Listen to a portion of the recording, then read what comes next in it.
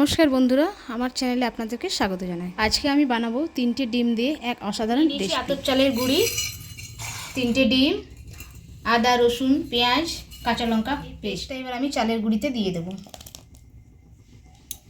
আর কিছু গুঁড়ো মশলা অ্যাড করব। তার মধ্যে দিলাম হলুদ, দিলাম জিরে গুঁড়ো, দিলাম লঙ্কা গুঁড়ো, পরিমাণ মতো নুন, আর দেবো ফাটিয়ে রাখা ডিম।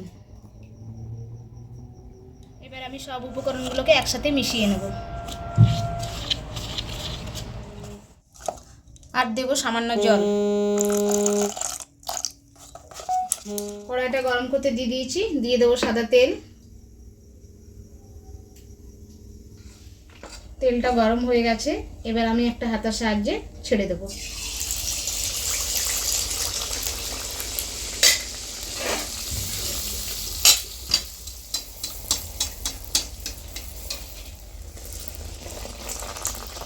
যেটা ভাজা হয়ে গেছে এবার আমি তুলে নেব।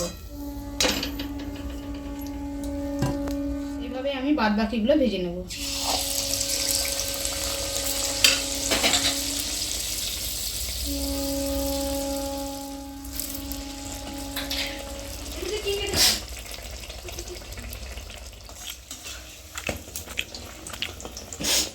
তৈরি আমাদের ডিম পিঠে।